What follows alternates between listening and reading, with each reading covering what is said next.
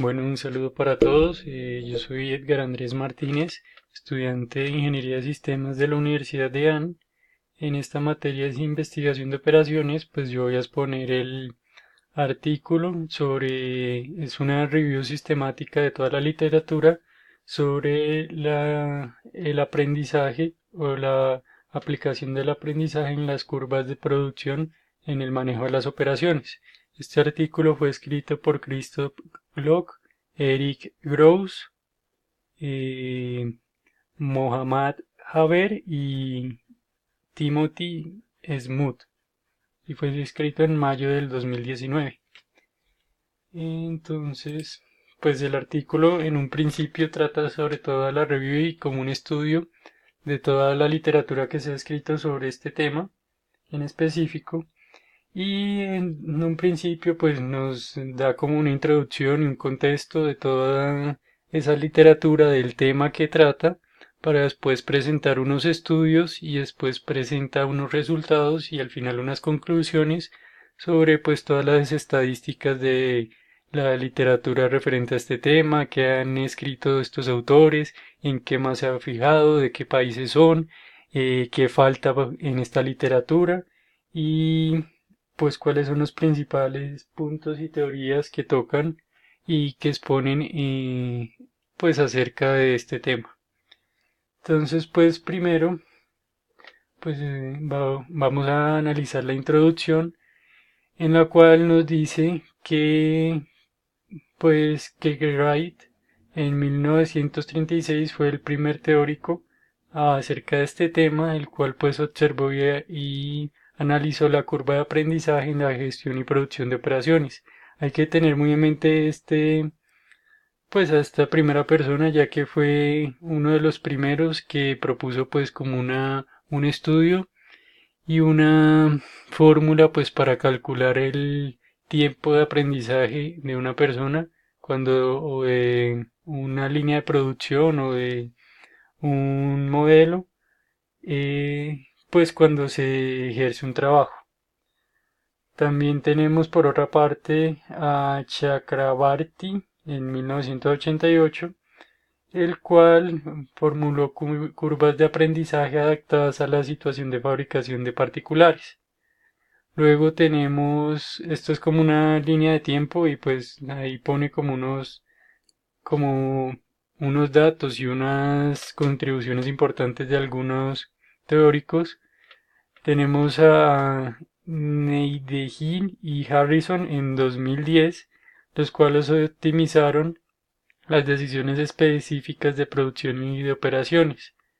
También tenemos que Franceschini y Galeto en 2004 demostraron que el aprendizaje ocurre en varios tipos de empresas manufactureras. Por otra parte, también tenemos esta segunda diapositiva. Tenemos el fenómeno del olvido que pues más adelante lo veremos, pero pues como anticipación les digo que muy poca gente ha tratado este fenómeno y es bien importante pues porque así como la gente aprende y tiene una curva de aprendizaje de las labores en el trabajo y también de las operaciones, también tiene una curva de olvido y también se da pues como un estudio al olvido y a que estas prácticas o estas técnicas son olvidadas con el tiempo. Como dije, muy pocos autores son los que se enfocan en esto, pero pues más adelante le vamos a hacer pues como un poco más de reseña. Pues aquí vemos que Gloverson, Levin y Stubb en 1989 pues fueron los primeros en formular como teorías y también sacar fórmulas para este fenómeno del olvido. Bueno, los tipos de aprendizaje de los que nos habla el artículo primero es un tipo de aprendizaje empírico o es aprender haciendo y dice que es un fenómeno natural que mejora con el rendimiento del humano. Esto quiere decir que, no sé, sacamos una línea de producción, no tenemos ni idea de cómo hacer determinado producto o X producto, sino que lo vamos elaborando en el camino. y luego con el tiempo y mejorando ese producto es que nosotros como que vamos aprendiendo qué era lo que teníamos que hacer en un principio y ya con el tiempo se va facilitando.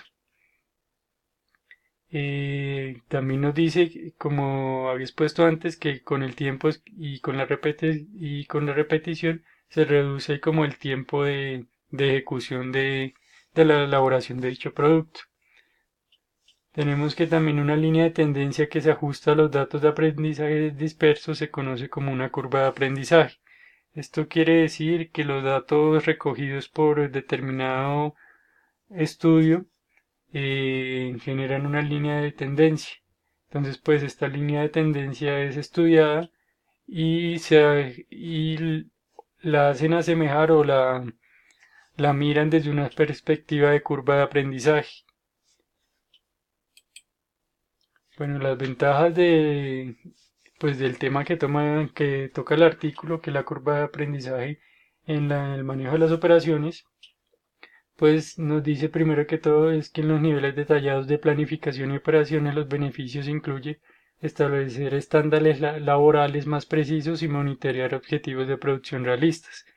Esto es más que todo pues como en el ámbito gerencial.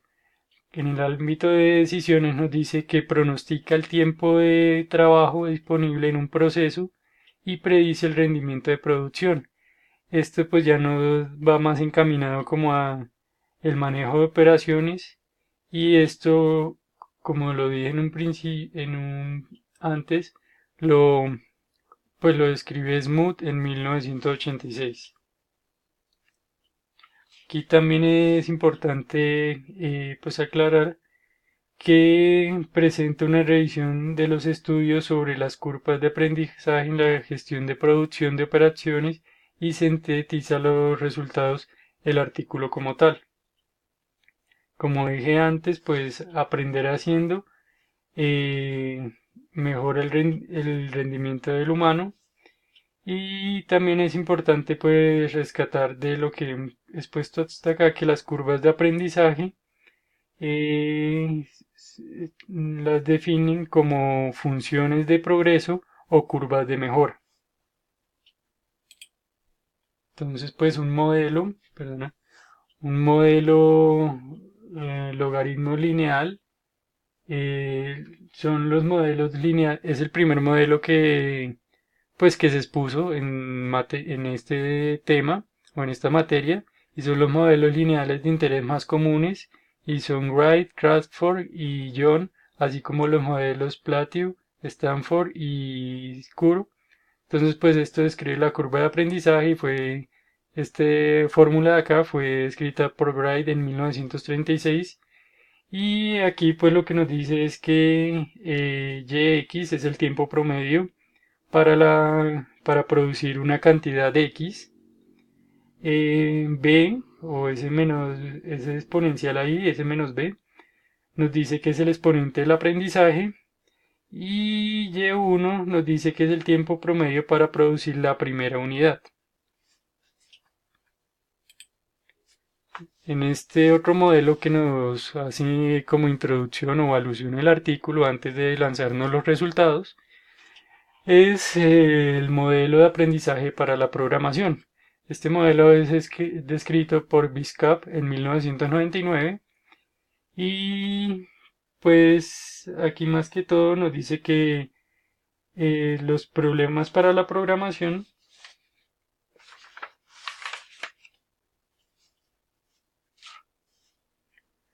los hace, o sea, hace el estudio bajo la programación en trabajos y efectos de aprendizaje. Eh, También nos dice que tienen diferentes tiempos de procesamiento y estos varían en función de la cantidad de unidades a producir y cambios de producto.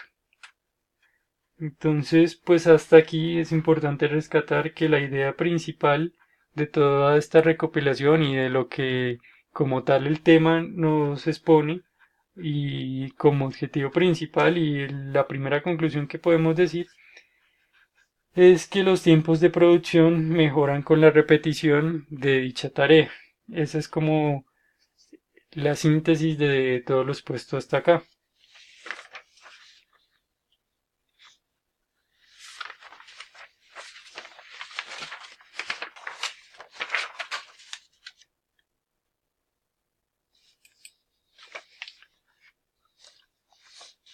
perdón, aquí pues explicando la fórmula lo que hace, que nos dice que el trabajo programado es I, R es la posición de dicho trabajo programado y pues nos recalca que R solo depende de su tiempo de procesamiento.